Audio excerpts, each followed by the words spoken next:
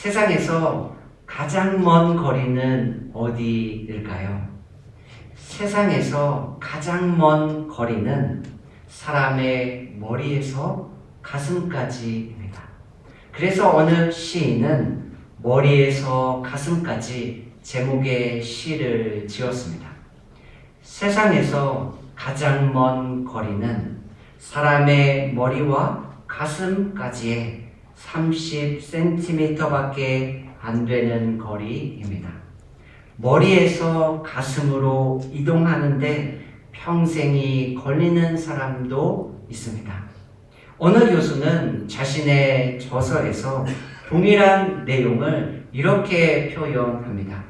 세상에서 가장 먼 여행은 머리에서 가슴까지의 여행이며 또 하나의 가장 먼 여행은 가슴으로부터 발, 실천에 이르는 여행입니다. 동의하시나요? 거짓말을 하지 말고 진실해야 해. 남을 해롭게 하지 말고 도와주어야 해. 다른 사람을 판단하고 정죄하지 말고 이해하고 사랑해야 해.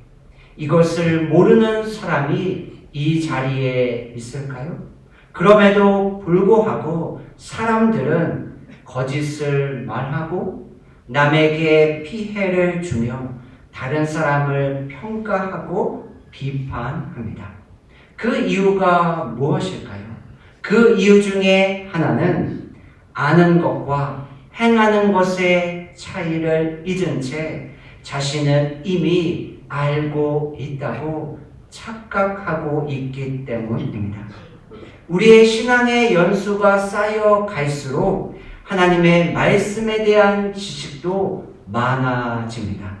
그럼에도 불구하고 하나님의 말씀이 나의 머리를 지나 나의 가슴을 통과하여 나의 발로 나타나기까지는 세상에서 가장 먼 길을 걷는 것만큼이나 오랜 시간이 걸리기도 합니다. 그래서 우리는 여전히 나의 이익을 위해서 조금씩 거짓을 말하고 남을 돕기보다 나의 주머니를 먼저 채우며 용서와 이해 대신 비판을 선택합니다. 우리의 모습이 예수님을 믿지 않는 사람들의 모습과 비슷한 모습으로 살아갑니다. 하나님의 말씀이 부족해서일까요? 아닙니다. 우리가 하나님의 말씀을 아는 것과 하나님의 말씀대로 살아내는 것을 동일한 것으로 착각하기 때문입니다. 예수님은 하나님의 말씀을 잘 알고 있다고 생각하는 서기관과 바리새인들을 향하여 엄중하게 말씀하십니다. 마태복음 15장 8절입니다. 이 백성이 입술로는 나를 공경하되 마음은 내게서 멀도다. 또한 예수님을 믿고 따르는 제자들을 향하여 말씀하십니다. 마태복음 7장 16절입니다. 그들의 열매로 그들을 알지니 우리의 입술의 고백은 화려합니다. 그러나 우리의 삶은 주님과 아무런 상관이 없을 때가 있습니다. 이것이 예수님이 경고하신 위선의 삶입니다. 오늘 저와 여러분은 어떠합니까? 머리에서 가슴으로, 가슴에서 발로 이어지는 영적 여행이 진행 중에 있습니까? 그래서 우리의 삶에 주님이 기대하시고 원하시는 성령의 열매가 맺히고 있습니까? 혹시 하나님의 말씀을 안다는 착각 속에 안주하며 살고 있지는 않으세요? 오늘 말씀을 함께 나누며 우리의 신앙이 머리에서 가슴을 지나 우리의 발로 이어지게 되기를 소망합니다. 첫 번째, 머리의 신앙입니다. 우리의 영적 여행의 출발지는 머리입니다. 우리는 하나님의 말씀과 복음을 바르게 아는 지식이 반드시 필요합니다. 그래서 사도 요한은 우리가 붙들어야 하는 진리를 선포합니다. 요한일서 2장 1절입니다. 나의 자녀들아, 내가 이것을 너희에게 쓰면 너희로 죄를 범하지 않게 하려 함이라. 사도 요한의 파격적인 선포입니다. 우리는 죄를 짓지 않을 수 있습니다. 우리는 죄와의 싸움에서 승리할 수 있습니다. 우리의 생각과 조금 다르죠?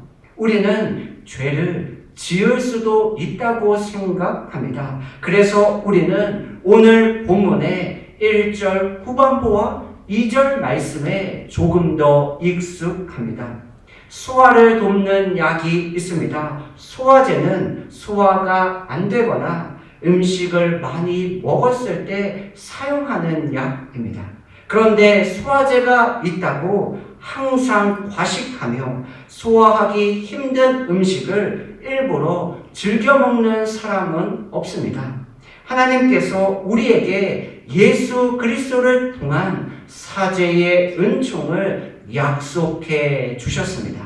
그런데 우리는 이 하나님의 은혜를 남용하고 있지는 않습니까? 우리가 피 흘리기까지 죄와의 싸움을 포기한 채 죄 앞에 무릎을 꿇고 있지는 않으세요? 그렇게 십자가의 은혜를 남용하고 계시지는 않으신가요? 참된 삶은 죄 용서의 확신만으로 안일하게 살아가는 삶이 아닙니다. 오히려 내 안에 있는 죄를 죽이며 죄를 이기신 예수 그리스도로 말미암아 죄를 정복하며 살아가는 삶입니다. 사도 바울의 목소리로 들어보겠습니다. 로마서 6장 1절 2절입니다. 그런즉 우리가 무슨 말을 하리요? 은혜를 더하게 하려고 죄에 거하겠느냐? 그럴 수 없느니라. 죄에 대하여 죽은 우리가 어찌 그 가운데 더 살리요? 사도 바울의 단호한 목소리가 들리십니까? 은혜는 결코 죄와 타협하는 핑계가 될 수 없습니다. 그렇다면 이 단호한 복음의 지식이 우리의 가슴으로 내려오면 어떠한 변화가 일어날까요? 둘째, 가슴의 신앙입니다. 우리의 가슴이 죄를 이기게 하셨고 이길 수밖에 없는 하나님의 사랑에 반응하기 시작합니다. 그래서 우리 안에는 하나님의 말씀을 지키고자 하는 거룩한 열심이 생깁니다. 우리가 자발적으로 하나님의 말씀대로 살아내고 싶은 열정이 우리의 마음에 생기기 시작합니다.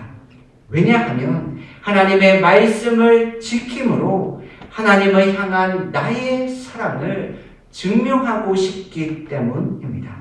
요한일서 2장 5절입니다. 누구든지 그의 말씀을 지키는 자는 하나님의 사랑이 참으로 그 속에서 온전하게 되었나니. 가늠하다 사람들에게 붙잡힌 여인이 있습니다. 가늠한 사람은 돌로 쳐서 죽이라. 신명기 22장 말씀을 기억하며 자신의 손에 돌을 들고 있습니다. 사람들이 자신의 손에 들린 돌을 여인을 향하여 던지려고 합니다. 예수님이 그들에게 죄가 없는 자가 먼저 던지라 말씀하십니다. 사람들은 하나둘씩 자신의 손에 들고 있는 돌을 내려놓고 그 자리를 떠나갑니다. 모든 사람들이 다 떠나갑니다. 그리고 예수님은 그 여인에게 다시는 죄를 범하지 말라고 말씀하십니다. 그런데 예수님이 그 여인에게 먼저 건넨 말씀이 있습니다. 요한복음 8장 11절입니다. 예수께서 이르시되 나도 너를 정죄하지 아니하노니 가서 다시는 죄를 범하지 말라. 예수님은 죄를 범하지 않으면 너의 죄를 용서해 줄게 이렇게 말씀하지 않습니다. 예수님은 여인이 자신이 받은 죄의 용서 때문에 죄를 이길 수 있다고 말씀하십니다. 우리는 예수 그리스도를 향한 바울의 열심과 열정을 잘 알고 있습니다. 어떻게 사도 바울이 예수 그리스도를 만난 이후부터 믿음의 외길을 걸어갈 수 있었을까요? 고린도후서 5장 14절입니다. 그리스도의 사랑이 우리를 강권하시는도다. 강권하다의 의미는 사로잡다, 한 방향으로 몰고 가다입니다. 예수 그리스도의 사랑이 사도 바울의 삶을 죄로부터 멀어지게 만들고 말씀을 지키고 순종하며 준행하고자 하는 열심을 만들어냅니다. 우리가 예수님의 사랑을 노래합니다.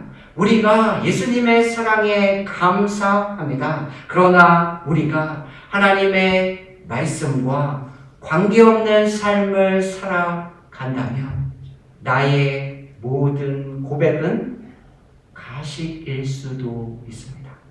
요한복음 2장 4절입니다. 그들 아노라 하고 그의 계명을 지키지 아니하는 자는 거짓말하는 자요.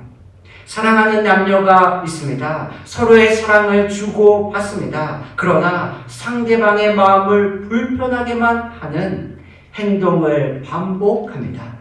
이것이 참된 사랑의 모습일까요? 예수님을 믿는 사람은 교회에 나올 수밖에 없습니다. 그러나 교회에 나오는 모든 사람이 예수님을 믿는 사람은 아닙니다. 우리의 가슴은 무엇 때문에 무엇으로 뛰고 있습니까? 진짜 사랑은 우리의 가슴을 뛰게 만들고 그 가슴의 떨림은 우리의 몸을 움직이게 만듭니다. 머리에서 출발한 복음이 예수님의 사랑으로 나의 마음을 가득 채웁니다. 그리고 마침내 우리의 최종 목적지 발을 향하여 내려갑니다. 셋째, 발의 신앙입니다. 머리에서 출발한 신앙은 가슴을 통과하여 반드시 삶의 순종과 실천으로 증명되어야 합니다. 요한일서 2장 6절입니다. 그의 안에 산다고 하는 자는 그가 행하시는 대로 자기도 행할지니라. 우리가 말씀을 많이 압니다. 우리가 예수님의 사랑에 감격합니다. 그러나 우리의 일상의 삶은 믿지 않는 사람들의 모습과 크게 다르지 않을 수 있습니다. 이 삶은 머리 혹은 가슴에서 멈춰버린 신앙입니다. 그리고 이렇게 발이 없는 신앙은 죽은 신앙입니다. 야고보 2장 26절입니다. 영혼 없는 몸이 죽은 것 같이 행함이 없는 믿음은 죽은 것입니다. 우리는 얼마든지 하나님의 사랑을 이야기할 수 있습니다. 우리는 때로는 하나님의 사랑에 눈물을 흘리기도 합니다. 그러나 나의 삶과 나의 소유를 주님께 아낌없이 드리는 행함과 실천은 전혀 다른 이야기가 될 수도 있습니다.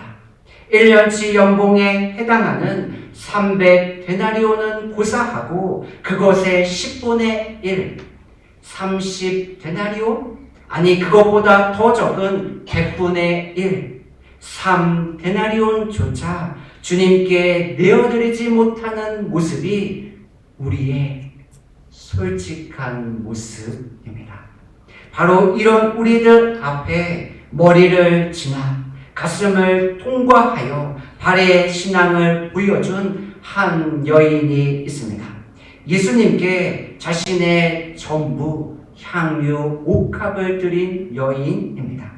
예수님이 베다니 시몬의 집에 앉아 계십니다. 그때 어느 여인이 향유를 담은 옥합을 가지고 예수님을 찾아옵니다. 그리고 그 여인은 그 향유 옥합을 깨뜨려 예수님의 머리 위에 붓습니다. 그리고 자신의 눈물과 자신의 머리카락으로 예수님의 발을 닦습니다. 그 옥합의 가치가 300데나리온입니다. 그런데 더 놀라운 것은 향유 옥합의 금전적인 가치가 아닙니다. 예수님이 이 여인을 향하여 하신 말씀입니다. 마태복음 26장 12절입니다. 이 여자가 내 몸에 이 향유를 부은 것은 내 장례를 위함이니라. 놀랍지 않으세요?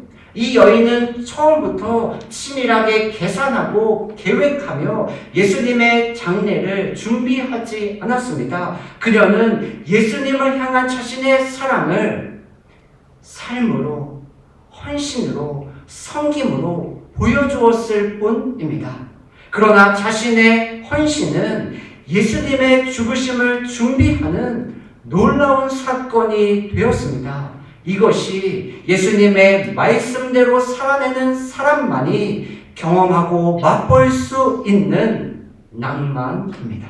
그리고 주님과 나만 아는 거룩한 비밀입니다. 이제 말씀을 마무리하고자 합니다. 오늘 우리는 세상에서 가장 먼 여행에 대해서 함께 말씀을 나누었습니다. 오늘 함께 예배하는 저와 여러분의 신앙은 지금 어디에 머물고 있습니까? 그리고 저와 여러분은 자신의 남은 삶을 어떤 모습으로, 어떤 실천의 발걸음으로 주님을 향한 나의 사랑을 증명하시겠습니까? 기도하겠습니다.